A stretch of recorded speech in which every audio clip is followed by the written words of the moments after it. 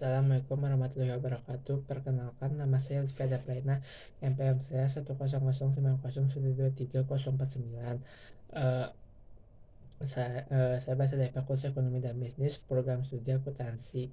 Eh, di video ini saya akan menjelaskan karya tulis ilmiah yang saya buat dengan judul pengaruh konten media sosial tentang pengelolaan keuangan terhadap gaya hidup mahasiswa di Kota Bandung pada masa pandemi COVID-19.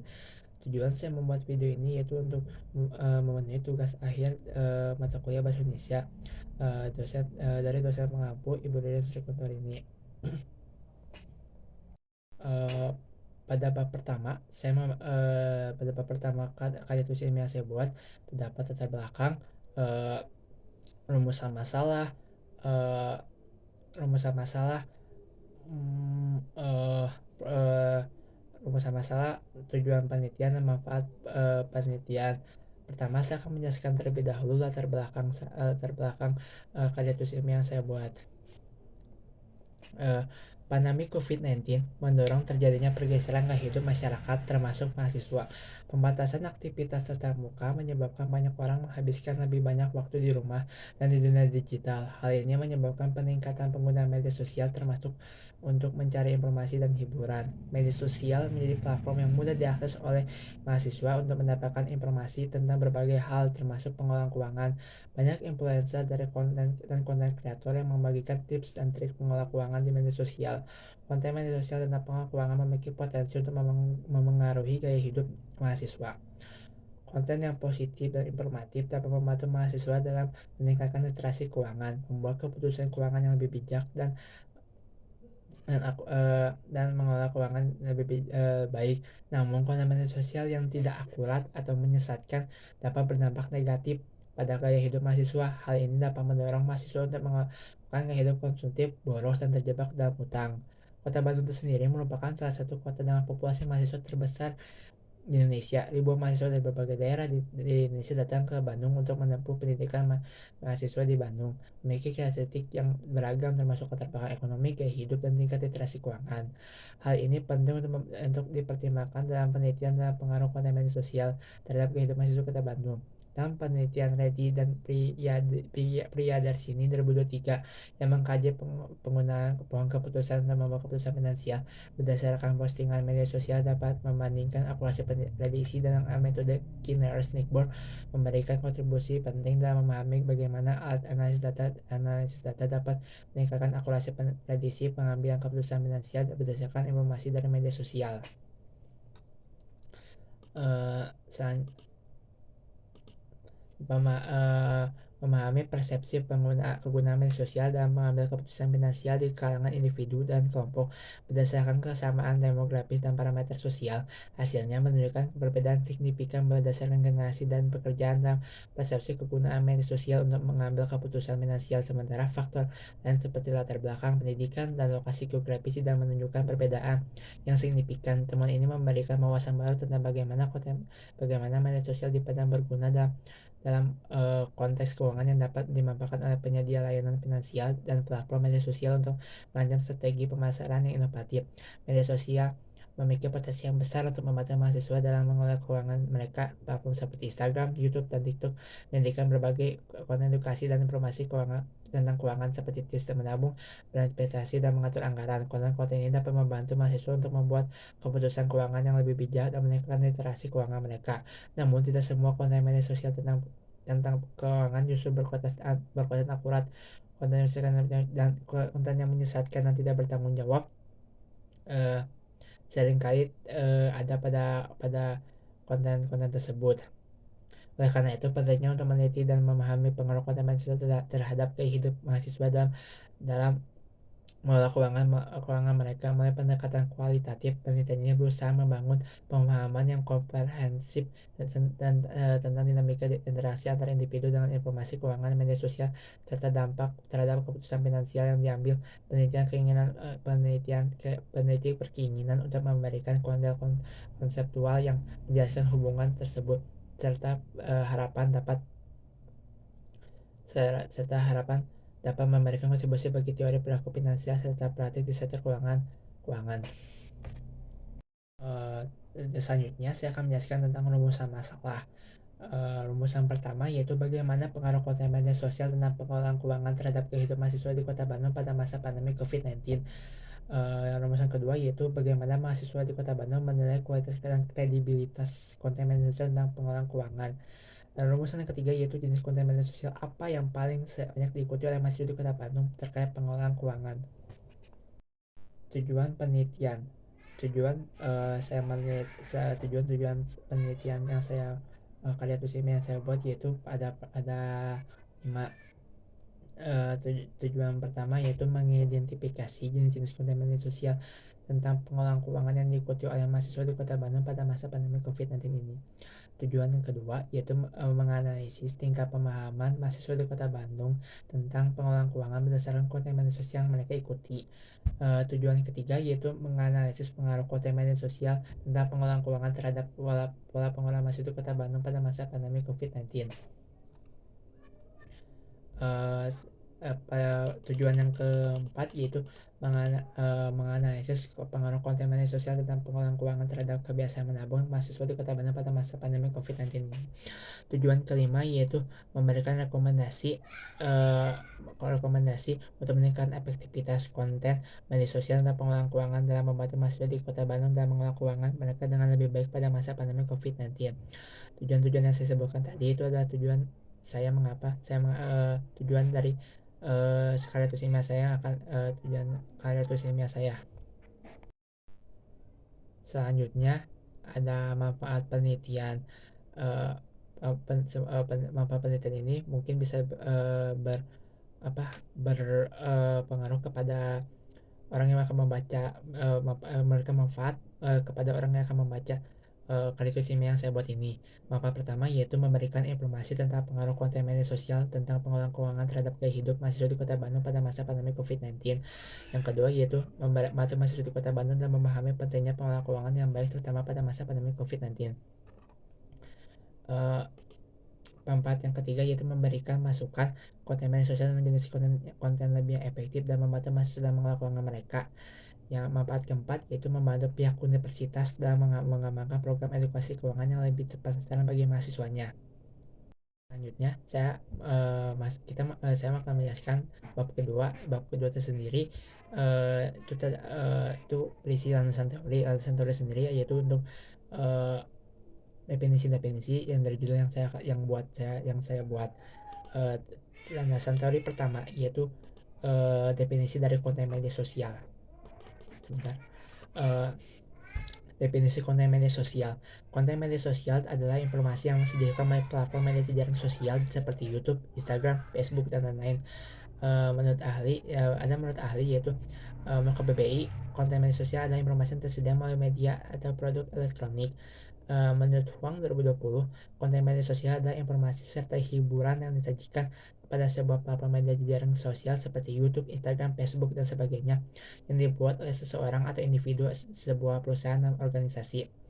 Yang ketiga itu menurut Kangara 2017, konten adalah segala sesuatu yang disampaikan oleh seseorang dalam bentuk simbol atau dipersepsi dalam diterima oleh halayak dalam rangkaian makna. Yang keempat itu menurut Blossom 2009, komunikasi ini cenderung one to many, yang artinya seorang menciptakan sesuatu yang dapat dibagikan dengan banyak orang lain atau banyak ke banyak. Artinya bahwa sejumlah orang dapat berbagi informasi dengan jumlah orang lainnya secara bersamaan.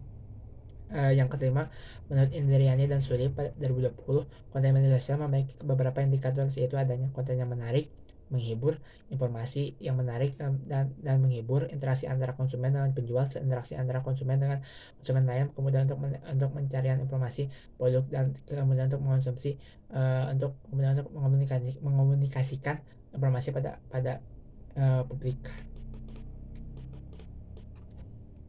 Yang ketiga ini saya akan menjelaskan definisi dari gaya hidup. Gaya hidup dapat didefinisikan sebagai suatu pola hidup yang seseorang dapat diekspresikan dalam aktivitas, minat, dan opininya.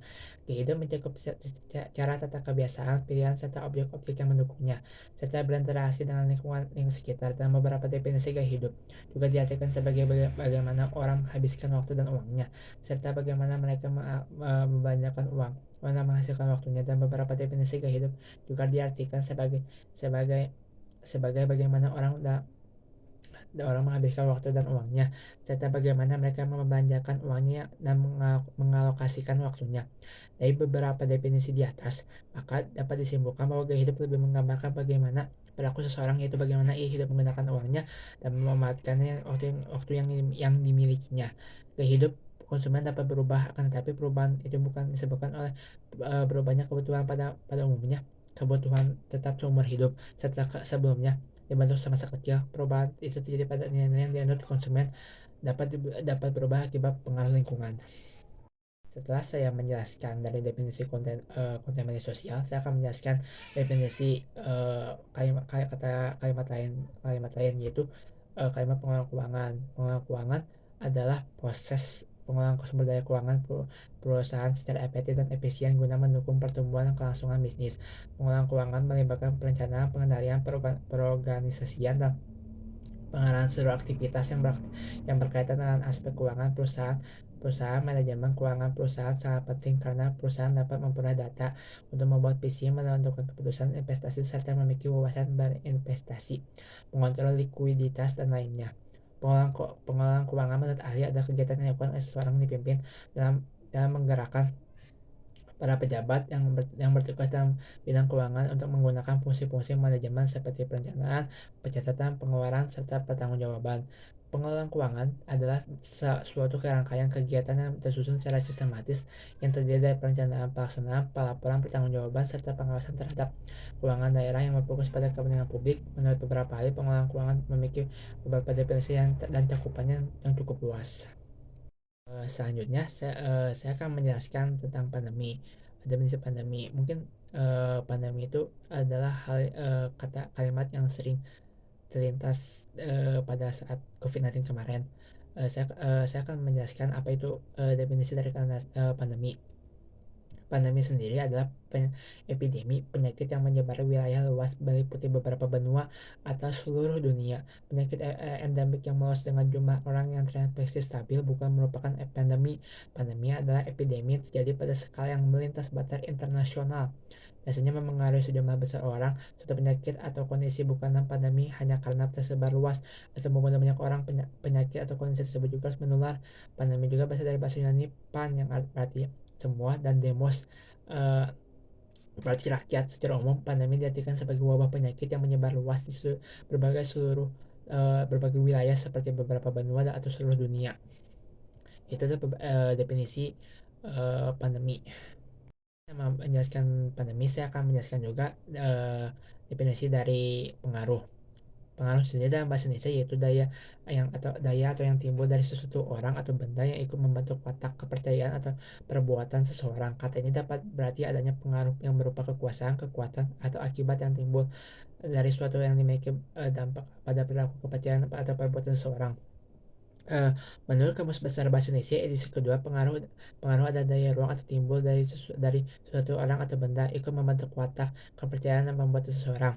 Menurut WJS Purwodarminta, pengaruh adalah daya yang ada atau timbul dari sesuatu baik maupun benda yang berkuasa atau yang berkuasa atau berpengaruh terhadap orang lain. Menurut ahli kedua, yaitu menurut Voice,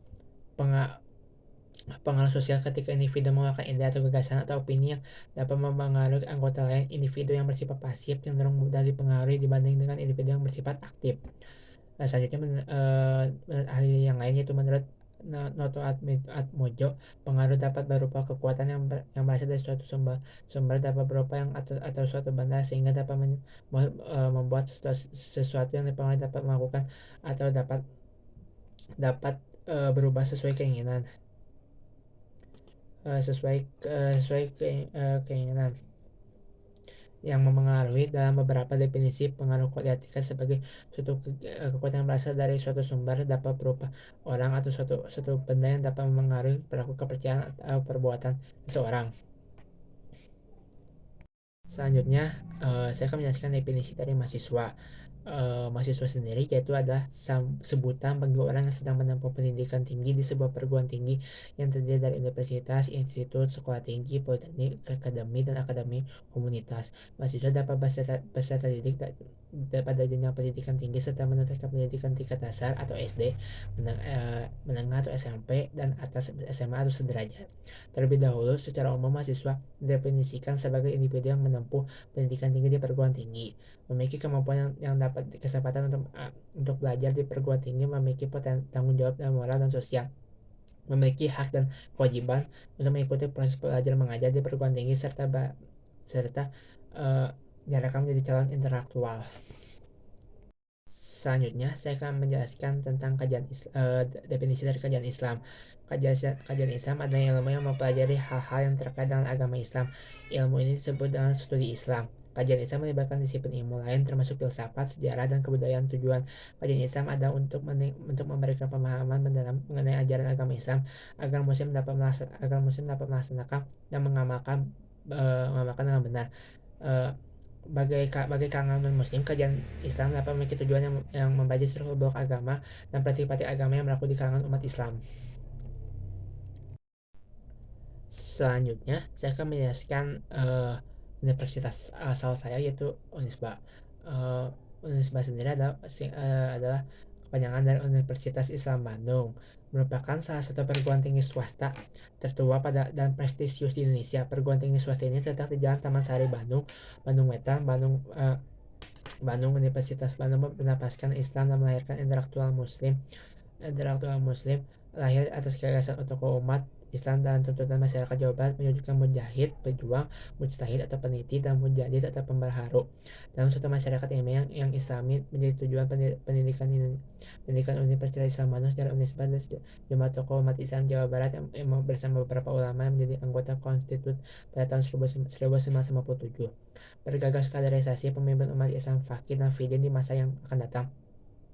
Gagasan tersebut diwujudkan dengan berdirinya Perguruan Islam Tinggi (PIT) di bawah Yayasan Pendidikan Islam.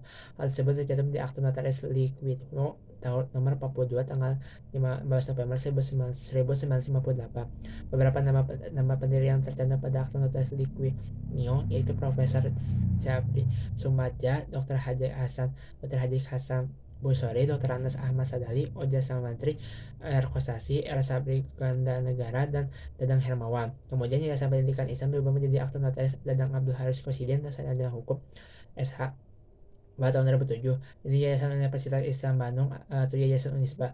Secara filosofis, yayasan tersebut didirikan dengan harapan akan melaksanakan ajaran Islam, terutama menyiapkan manusia di Indonesia yang berpendidikan tinggi, bertanggung jawab terhadap bangsa, negara, dan umat manusia berdasarkan pencapaian ridha Allah Subhanahu wa Ta'ala. Setelah tadi saya telah menjelaskan bab kedua yaitu alasan teori. Selanjutnya saya akan menjelaskan bab ketiga. Bab ketiga sendiri berisi tentang fenomena hasil hasil kuesioner penelitian saya dan kajian Islam. Pertama saya akan menjelaskan terlebih dahulu fenomena dari konten media sosial.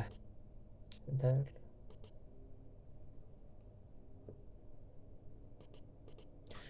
Fenomena dari pengaruh konten media sosial tentang pengelolaan keuangan terhadap kehidupan mahasiswa di masa pandemi COVID-19. Pandemi COVID-19 membawa dampak signifikan dari berbagai aspek kehidupan termasuk gaya hidup dan keuangan mahasiswa. Dalam konteks ini, konten media sosial tentang pengelolaan keuangan menjadi fenomena yang menarik untuk diteliti karena potensinya untuk mempengaruhi perilaku dan keputusan mahasiswa. Dampak mengelola keuangan mereka dampak positifnya yaitu peningkatan pengetahuan keuangan, meningkatkan kesadaran keuangan. Tiga, adopsi kebiasaan yang baik, pengurangan stres keuangan. Selain ada dampak positifnya juga, ada dampak negatifnya juga, seperti informasi yang tidak akurat, perbandingan sosial, penipuan keuangan, dan ketergantungan pada konten media sosial. Jadi itu adalah fenomena-fenomena yang saya temukan dari pengaruh konten media sosial tentang pengaruh keuangan terhadap kehidupan di masa pandemi COVID-19.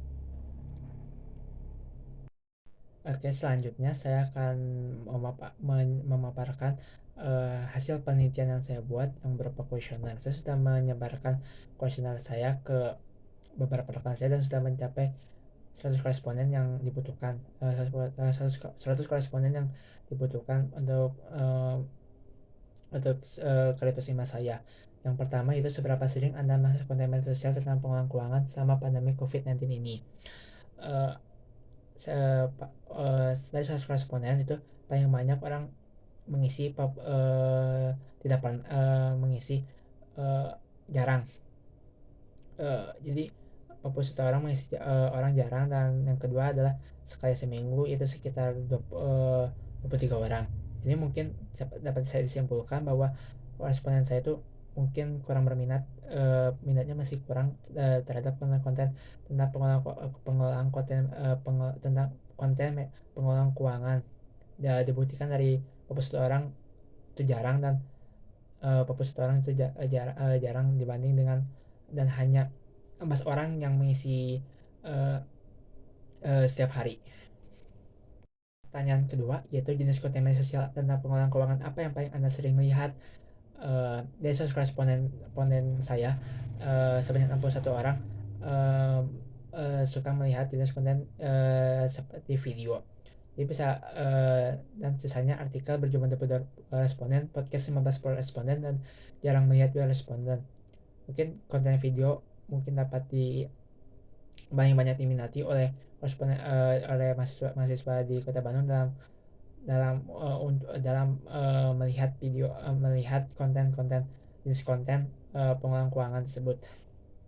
Ketiga yaitu menurut Anda seberapa besar pengaruh konten media sosial tentang konten media sosial tentang pengelolaan keuangan terhadap pola pola keuangan pada selama pandemi COVID-19. Dari 100 responden menjawab, 44 orang menjawab sedang, 32 orang menjawab besar, 19 orang menjawab sangat besar, dan 5 orang menjawab kecil, dan tidak ada yang tidak berpengaruh.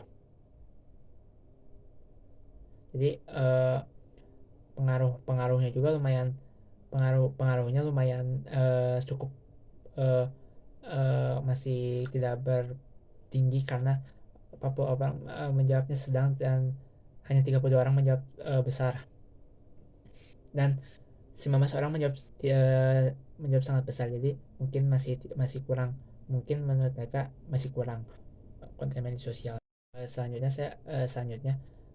pertanyaan yang keempat yaitu apakah Anda merasa lebih termotivasi untuk menabung serta mengonsumsi konten media sosial tentang pengelolaan keuangan. Sebanyak 65 orang menjawab cukup termotivasi, 3 orang menjawab sangat termotivasi, dan 5 orang menjawab tidak termotivasi. Jadi masih kurang untuk kurang kurang termotivasi, sangat beberapa orang sangat kurang termotivasi karena hanya menjawab cukup termotivasi, jadi kurang uh, kurang tinggi. Pada pertanyaan kelima ini, menurut Anda apa yang dapat dilakukan oleh pembawa konten media sosial untuk meningkatkan efektivitas konten mereka tentang pengelolaan keuangan dan membantu mahasiswa di Kota Bandung? Pada pertanyaan yang kelima ini, koresponden banyak yang mengisi menjadi konten yang menarik dan interaktif sebanyak 40 orang. Jadi mahasiswa di Kota Bandung lebih menjadi konten yang menarik pada pembahasan pengelolaan keuangan. Pada pertanyaan yang keenam, seberapa sering Anda menemukan konten media sosial tentang pengelolaan keuangan yang menurut Anda berkualitas tinggi? Pada pertanyaan keenam ini, uh, sebanyak uh, banyak purpose banyak orang banyak orang koresponden saya mengisi sebanyak 41 orang merasa kadang-kadang menemukan konten media sosial yang sangat berkualitas tinggi. Jadi kesimpulannya konten media sosial tentang keuangan yang berkualitas tinggi masih jarang ditemui. Selanjutnya, pertanyaan ketujuh yaitu apa yang Anda anggap sebagai ciri-ciri konten media sosial tentang pengelolaan keuangan yang berkualitas tinggi. Pada pertanyaan ketujuh ini, koresponden banyak memberikan tips dan trik yang praktis dan mudah diterapkan. Kesimpulannya, mahasiswa di Kota Bandung lebih banyak tips dan trik yang mudah diterapkan dibanding disampaikan secara lisan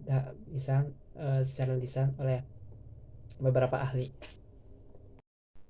Pada pertanyaan ke-8, bagaimana Anda menilai kredibilitas sumber informasi yang menyediakan konten media sosial tentang pengelolaan keuangan?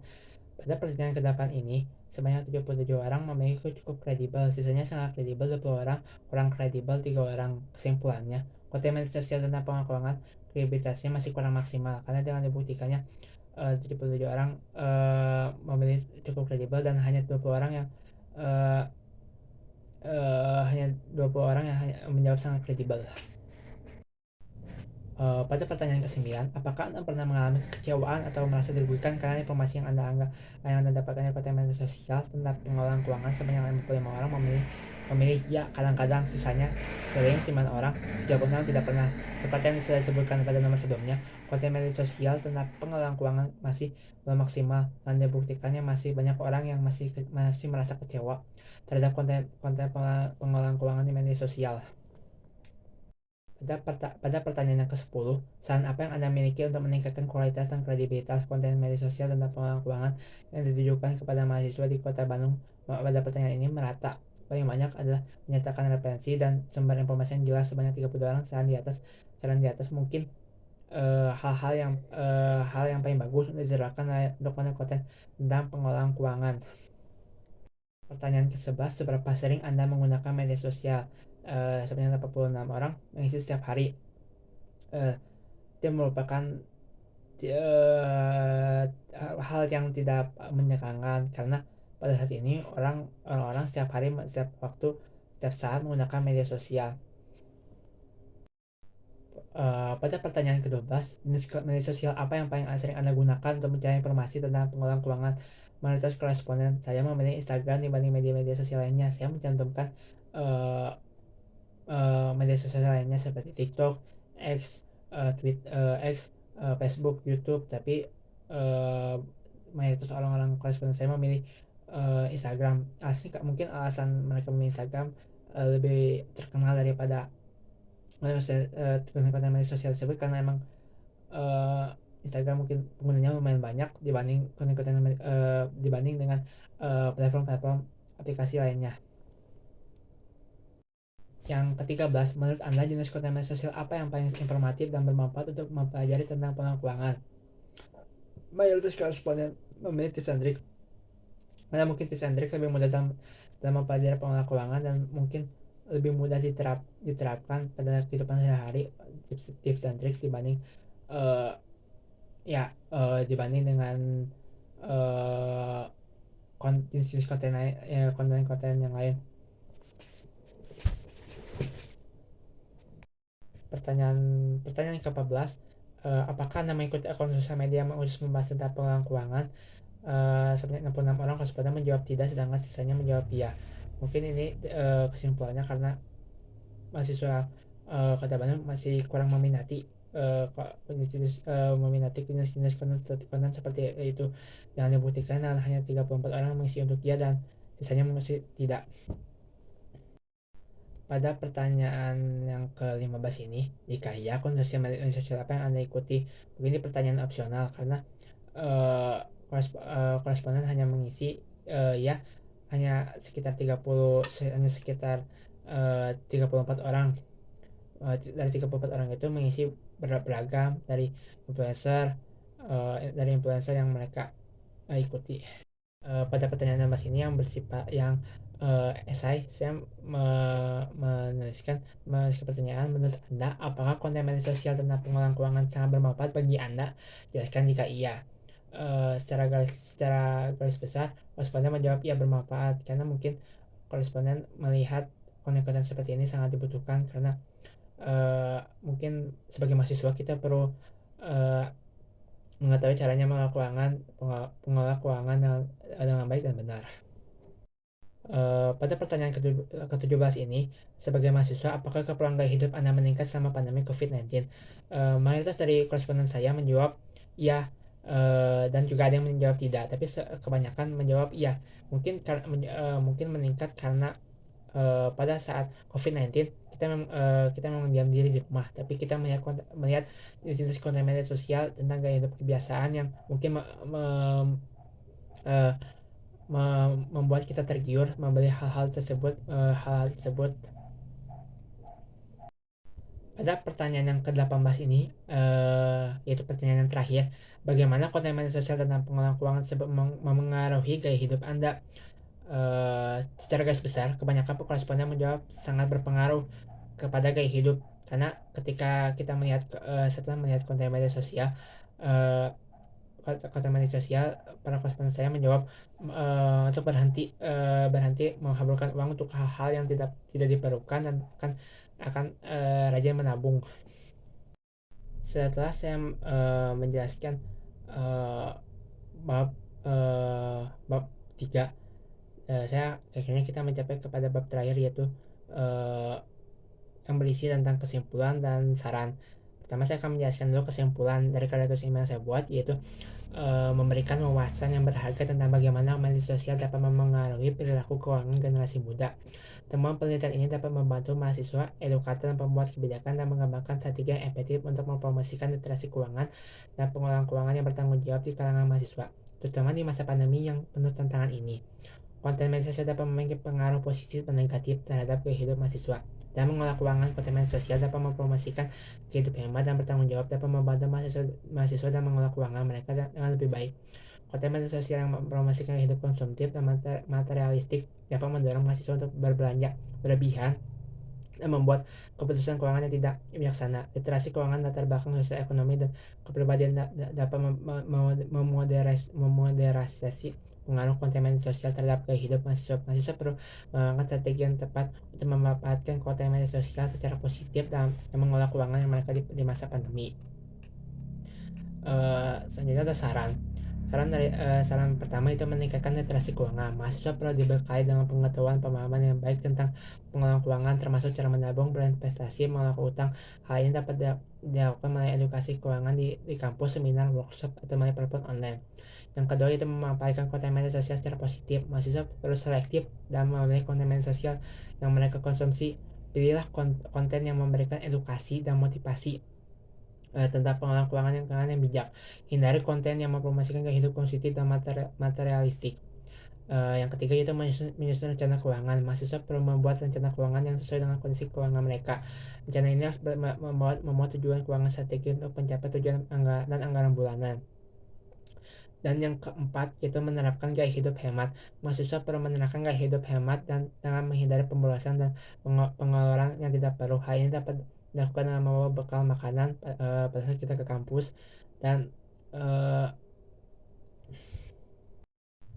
setelah saya menjelaskan hasil penelitian saya akan di sini saya akan kajian Islam. Menjelaskan kajian Islam yang saya buat. Saya menyantum ayat surat Al-Isra ayat 26, eh, eh, dengan artinya, dan janganlah kau menghambur-hamburkan hartamu secara boros, sesungguhnya pemboros-boros itu adalah saudara setan, dan setan itu adalah sangat ingkar kepada Tuhan. Dari kajian Islam ini kita diajarkan untuk tidak boros untuk hal-hal yang tidak diperlukan, uh, dan boros tersebut merupakan perbuatan yang uh, menyerupai setan. Uh, Setelah selesai saya menjelaskan dari karya tulis email saya yang berjudul pengaruh konten media sosial tentang pengelolaan keuangan terhadap kehidupan mahasiswa di Kota Bandung pada masa pandemi COVID-19 ini. Semoga penjelasan saya sangat bermanfaat bagi anak-anak yang menonton, dan mohon maaf ya apabila ada kesalahan. Wabillahi taufiq wal hidayah. Wassalamualaikum warahmatullahi wabarakatuh. Terima kasih teman-teman.